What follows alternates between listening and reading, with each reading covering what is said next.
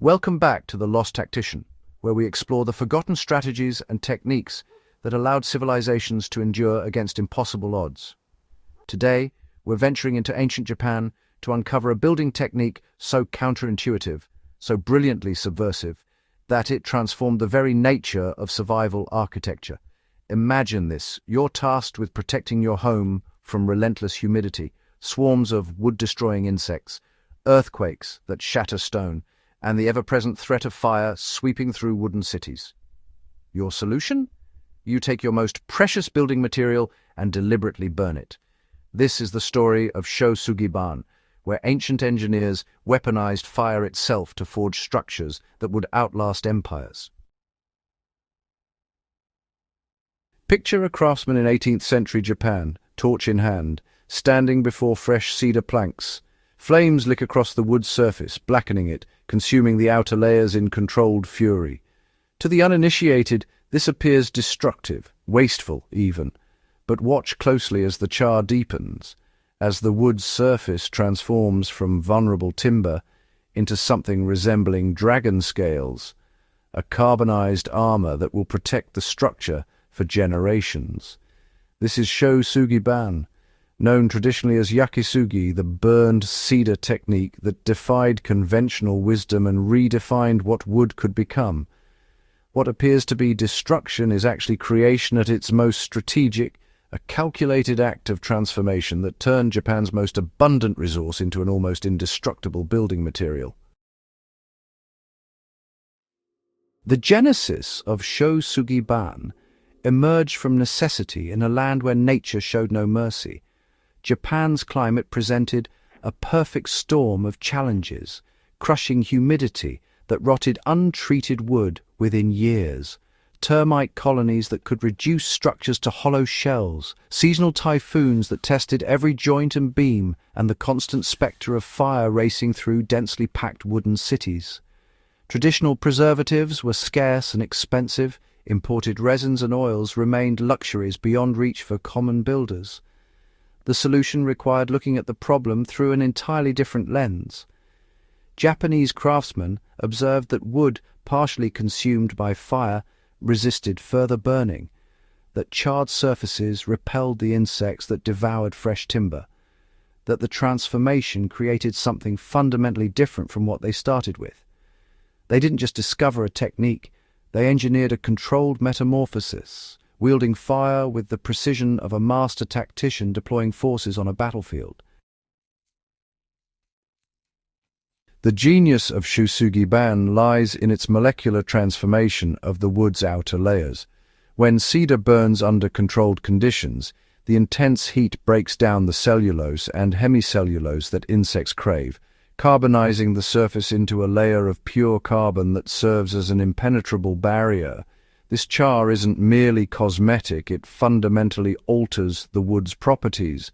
The carbonized layer becomes hydrophobic, shedding water rather than absorbing it, preventing the moisture accumulation that spawns rot and fungal growth. Insects find no purchase, no nutrition in the charred surface, their mandibles unable to penetrate the hardened carbon shield.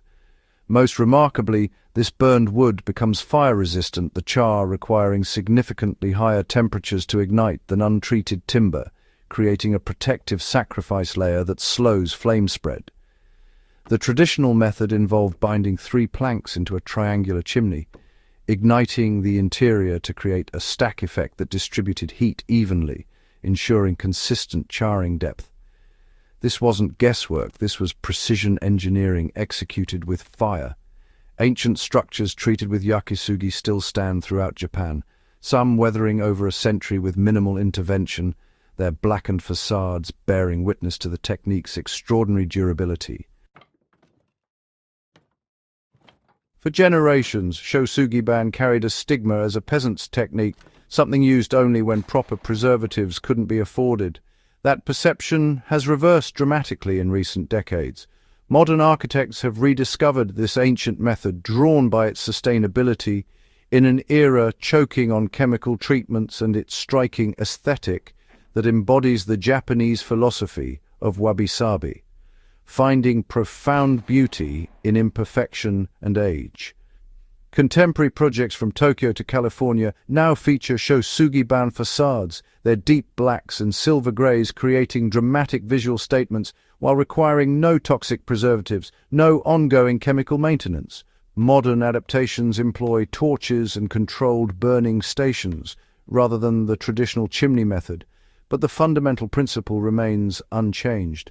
This convergence of ancient wisdom and contemporary environmental consciousness demonstrates that the most advanced solutions sometimes lie buried in techniques our ancestors perfected centuries ago.